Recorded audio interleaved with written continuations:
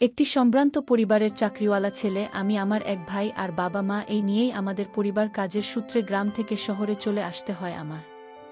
আর তারপরেই বাবা মায়ের পছন্দের বিয়ে হয় আমার পল্লবীর সাথে। প্রথম দেখাতেই ওর প্রেমে পড়ে গেছিলাম আমি।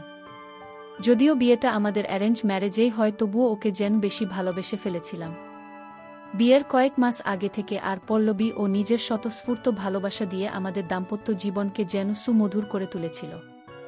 আমার চাকরিটা হয়েছিল কলকাতা থেকে একটু দূরে, আর সেখানেই সৌভাগ্যবশত আমার বাবার এক দূর সম্পর্কে দাদার ভিটেবাড়ি ওখানেই ছিল। আমার ওই দূর সম্পর্কের কাকা বিয়ে করেননি। উনি বাংলাদেশে বেশিরভাগ সময়টায় থাকেন, আর মাঝে মাঝে এই বাড়িতে বেড়াতে আসেন। বাংলাদেশে নাকি ওনার অনেক টাকার ব্যবসা। আমিও অনেক দেখেছি আমাদের বাড়িতে ওনাকে আসতে। তাই আমি যখন ওইখানে চাকরিটা পেলাম, তখন আমার কাকা নিজে আমাকে ওই বাড়িতে থাকার জন্য আদেশ দিলেন। এতে আমারও অনেক সুবিধা হলো, কারণ কলকাতার বাজারে একটা ঘর যে কতটা দুর্লভ তা বলে বোঝাবার নয়। পল্লবীকে প্রথম বিয়ে করে যেদিন ওই বাড়িতে নিয়ে গেছিলাম, সেদিনও বাড়িটা দেখে খুশিতে আত্মহারা হয়ে গিয়েছিল। বাড়িতে 2 তালা, নিচের দিকে 2টা রুম, একটা কিচেন ও অন্যটি গেস্ট রুম, আর বসার জন্য মাঝখানে প্রশস্ত জায়গা, আর দোতলায় 2টি রুম ও বাদিকে সুন্দর খোলার ব্যালকনি, যেখানে প্রতিদিন সকালে আলো আলোকিত হয়ে সূর্যকে গিলে নেওয়া যায়।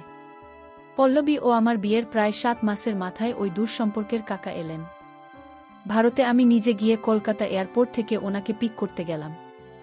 অনেকদিন বাদে দেখলেও ও কাকুকে চিনতে অসুবিধা হলো না আমার। আমার মতো হাইটের, শরীর স্বাস্থ্য ফিট দেখে মনে হয় না। বয়স 55 উপরে, মাথায় কাঁচা পাকা চুল অল্প অল্প আছে, কান 2টা খাড়া খাড়া, আর ঠোঁটের কোণে সবসময় একটা হাসি লেগে থাকে, গায়ের রং একটু চাপা। কিন্তু উনার এই বয়সেও এত এনার্জি যে আমাদের মতো ছেলেদেরকেও হার মানাবে। শুনেছি উনি নাকি এক সময়ে বাংলাদেশের আর্মিতে ছিলেন এবং এখনও তিনি খাওয়া দাওয়া সঠিক সময়ে করেন। তাই এরকম মেনটেন করতে পেরেছেন। নিজের 4 হুইলারে করে কাকাবাবুকে বাড়িতে নিয়ে আসলাম। আমি রাস্তায় নানান কথা বলতে বলতে কাকাবাবু আর আমি প্রায় বন্ধুর মতন হয়ে গেলাম। বাড়িতে এসে গ্যারেজে গাড়িটা রেখে দুর্বার চাপতেই পল্লবী দরজা খুলে দিল। ঘরে ঢুকতেই পল্লবীর মুখটা দেখে উনি অবাক হয়ে গেলেন। আমার বউয়ের একটু বর্ণনা দেই। নিজের বউ বলে বলছি না, এমন পরিপাটি মেয়ে গ্রামে গঞ্জে থাকতে পারে সেটা পল্লবীকে না দেখলে বোঝা উপায় নেই।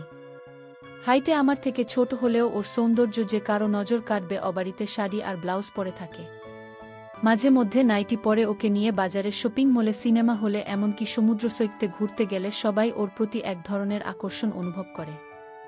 যাই হোক, আমার ওই কাকার পল্লবীকে দেখে থমকে যাওয়ার কারণটা আমি ওনার চোখ দেখেই বুঝতে পেরে গেছি। ওনার চোখ তখন সোজা পল্লবীর গোছালো শাড়ির দিকে ছিল।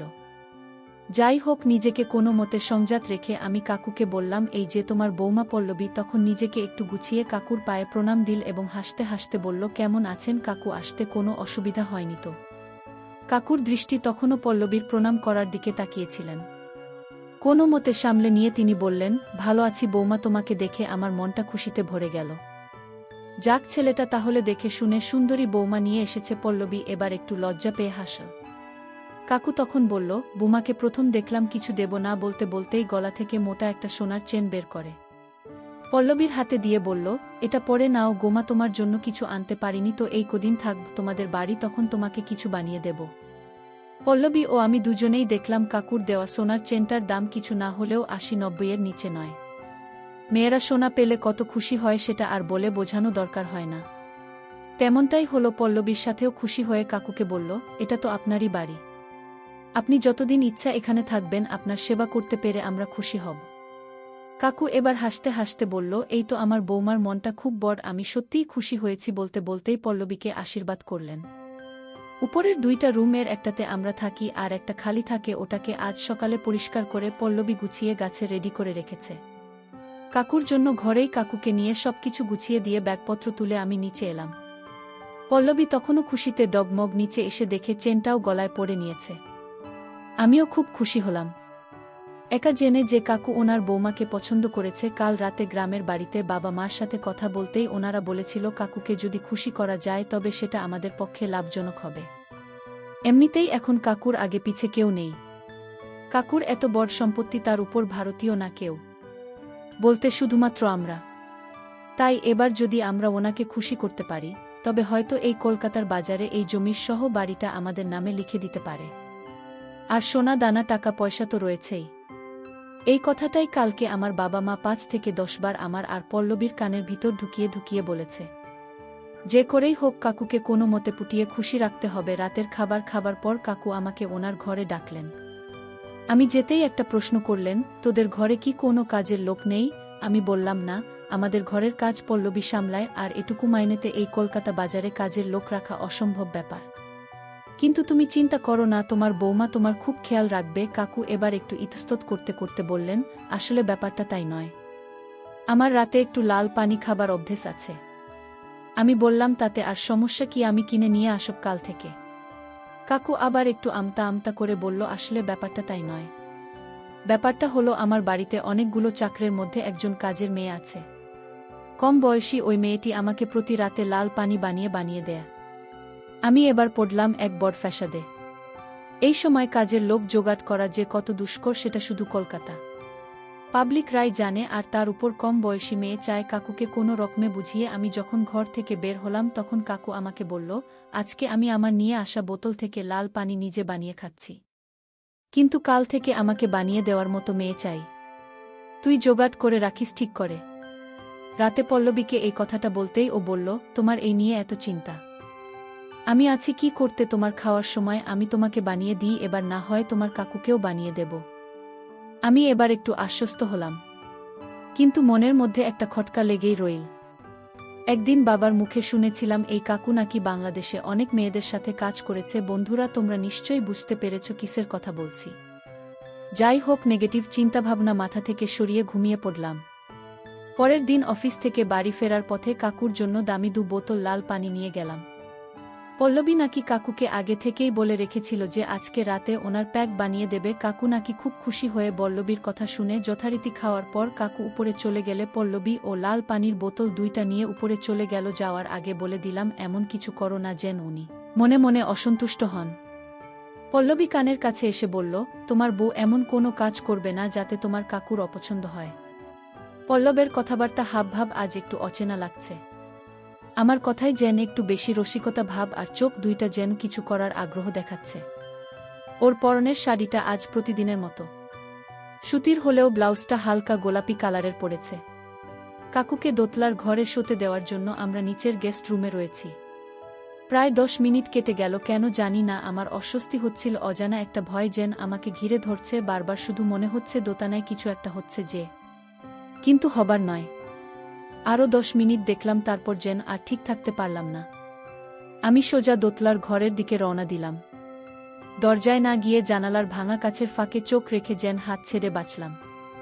আমি চেয়ারটায় বসে বসে কাকাবাবু লাল পানির গ্লাসটা ধরে মন দিয়ে লাল পানি খাচ্ছেন, আর অন্যদিকে সোফায় বসে আমার বউ অন্য একটি গ্লাসে লাল পানি ঢালছে। একটু পর দেখলাম পল্লবীর কাপড় একটু ও গোছালো হয়ে আছে, আর পল্লবীর দিকে তাকিয়ে আছে। পল্লবীর সেই দিকে কোনো খেয়াল নেই, ও একমনে গ্লাসে জল মিক্স করছে।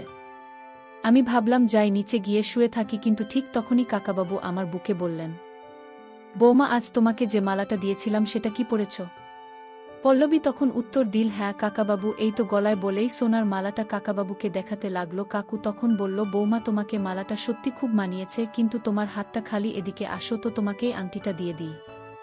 বলেই নিজের ডান হাতের আঙুলে থাকা সোনার আংটিটা খুলে হাতে নিল পল্লবী। তখন দৌড়ে গিয়ে কাকাবাবুর সামনে এসে দাঁড়াল। কাকা তখন হাতে থাকা মোটা সোনার আংটিটাকে পল্লবীর আঙুলে ঢুকিয়ে দিয়ে বলল, বাহ বাহ, খুব সুন্দর মানিয়েছে তোমার হাতে। পল্লবী তখন সোনার আংটি পাওয়ার আনন্দে খুশিতে আত্মহারা হয়ে কাকাবাবুকে বলল, থ্যাংক ইউ সো মাচ। কাকাবাবু এবার একটু আবেগের বসেই বললেন, থ্যাংক ইউ বললে হবে না, এইভাবে আমার কাছে বসে লাল পানির প্যাক বানিয়ে দিতে হবে। তোমাকে পারবে তো বৌমা? মাথা নেড়ে সম্মতি জানিয়ে হাত বাড়িয়ে অন্য গ্লাসটি কাকাবাবুর হাতে দিয়ে বলল, ঠিক আছে, আমি এখানে বসছি। ওই ব্যাগটা শেষ করে কাকা বললেন, তোমার কোমরের সাইজও কত? পল্লবী প্রতি উত্তরে বলল, কেন, কোমরের সাইজও দিয়ে কি হবে?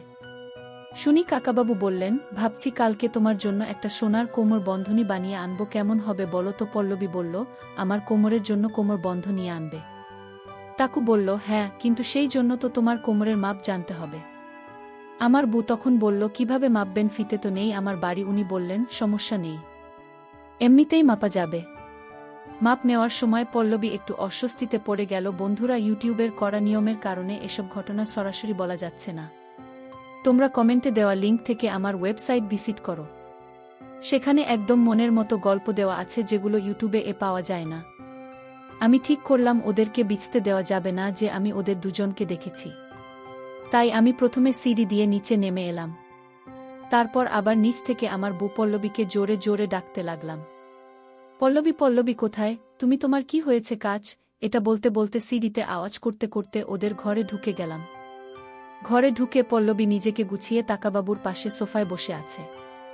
আমাকে দেখে একটা দোষ মুখর ভাবে বলল, চলো কাকাবাবুর খাওয়া হয়ে গেছে, উনি এখন ঘুমাবেন। কাকাবাবু আমার দিকে এবার একটু রাগত চোখে তাকিয়ে বলল, হ্যাঁ, আজ আমার খাওয়া হয়ে গেছে। আমি আর কিছু না বলে পল্লবীকে নিয়ে নিচে রুমে চলে আসলাম। ঘরে ঢুকতেই ও ওই ঘরে হওয়া প্রত্যেকটা ঘটনা পুঙ্খানুপুঙ্খভাবে আমাকে বলে দিল কাকবাবু কি কি করেছে। আমি একদিকে আশ্বস্ত হলাম যে আর যাই হোক বউ আমার একদম লয়াল, ও আমাকে ভয়ে ভয়ে কথাগুলো বলতে বলতে প্রায় কেঁদে দিচ্ছিল। আমি ওকে সান্ত্বনা দিয়ে বললাম, ঠিক আছে, আমি বুঝতে পেরেছি তুমি যেটা করেছ সেটা আমার আর তোমার ভবিষ্যতের ভালোর জন্যই করেছ। পরদিন সকালবেলা আমি অফিস যাওয়ার সময় কাকাবাবু এসে বলল, বৌমাকে বলিস তো আজ আমার পা দুইটা একটু মালিশ করে দিতে হবে। বাংলাদেশে আমার ওই কাজের মেয়েটি এসব কাজ করে দেয়, বৌমার যদি অসুবিধা না হয় তবে আমাকে মালিশ করে দিতে বলিস তুই। আমি কাকাবাবুকে বললাম, এতে আর অসুবিধার কি আছে, তুমি নিশ্চিত থেকো ও তোমাকে তেল মালিশ করে দেবে।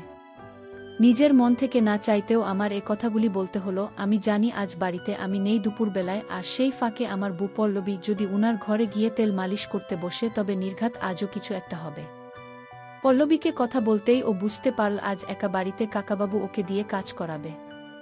আমি অফিসে চলে আসার প্রায় 20 মিনিট পর কাকা ডাক দিল আমার বুকে। পল্লবী বুঝতে পারল মালিশ করার জন্য ডাকছে। পল্লবী আজও একটি সুতির শাড়ি ও হাতাকাটা ভাউজ পড়েছিল। আমি মনে মনে জানতাম কাকু আজও ওর দিকে তাকিয়ে থাকবে। পল্লবী তখন সেই একই অবস্থায় দোতলায় কাকুর ঘরে গিয়ে দেখল কাকু হেলান দিয়ে বসে আছেন। পাশে আছে একটি বাংলাদেশের আয়ুর্বেদিক তেলের শিশি। কাকু তখন পল্লবীকে বলল, আমি এসে তোমাকে অনেক জ্বালাচ্ছি তাই না? পল্লবী এবার একটু হেসে উত্তর দিল, আরে না না, এটা আবার জ্বালানো হলো নাকি? এটা তো আমার কর্তব্য আপনাকে খুশি রাখার জন্য। কাকাবাবু এবার একটু গম্ভীর হয়ে বলল, কালকে রাতের মতো তুমি তুমি করেই বলো, আপনি ডাক শুনতে ভালো লাগছে না। পল্লবী বলল, ঠিক আছে, তবে তুমি করেই বলছি। এবার পল্লবী কাকাবাবুর পা মালিশ করতে লাগলো। এর মাঝে পল্লবীর কাপড় একটু অগোছালো হয়ে গেল। কাকাবাবু বলল, বৌমা আর তোমাকে মালিশ করতে হবে না, তুমি এবার উঠে আমার কাছে বস। পল্লবী উঠে কাকুর পাশে খাটে বসে পড়ল। কাকু বলল, বৌমা সত্যিই তুমি খুব ভালো মনের মেয়ে, তোমাকে নিজের ভেবে একটা কথা বলব, রাগ করবে না তো? পল্লবীর বুঝতে পারল পরবর্তী কথাটা কি হতে পারে। পল্লবীর গলা শুকিয়ে গেল, তবুও সেই অবস্থায় বলল, বলুন কাকাবাবু। কাকু বলল, কালকে মাপটা আমি ঠিকমতো নিতে পারিনি। আজ আমি বিকালে বাজারে সোনার দোকানে যাব, তাই আমি মাপটা সঠিকভাবে নিতে চাই, আর আজ দিনের আলোতে সেটা ভালো হবে। পল্লবী কোনোরকম বাধা না দিয়ে বলল, ঠিক আছে কাকু, আপনি মাপ নিন। কাকু তখন বলল, আজ কিন্তু ছেলে বাড়িতে নেই, তাই আজকে মাপ নিতে সমস্যা হবে না। ফাঁকা বাড়িতে দুজন অনেক সময় কাটাল। কাকাবাবুও সোনার চেন বানানোর মাপ নিল। এছাড়া কিছু ঘটনাও ঘটে গেল। বন্ধুরা, ইউটিউবের কড়া নিয়মের কারণে এসব ঘটনা সরাসরি বলা যাচ্ছে না। তোমরা কমেন্টে দেওয়া লিঙ্ক থেকে আমার ওয়েবসাইট ভিজিট করো। সেখানে একদম মনের মতো গল্প দেওয়া আছে যেগুলো ইউটিউবে পাওয়া যায় না। সময়ের সাথে সাথে আমার বউ আর আমার দূরত্ব বাড়তে থাকে। সোনার অলংকার আর টাকার লোভে আমার বউ প্রায় সময় কাকাবাবুকে মালিশ করতে যেত। সব কিছু জানা সত্ত্বেও আমিও কিছু বলতাম না।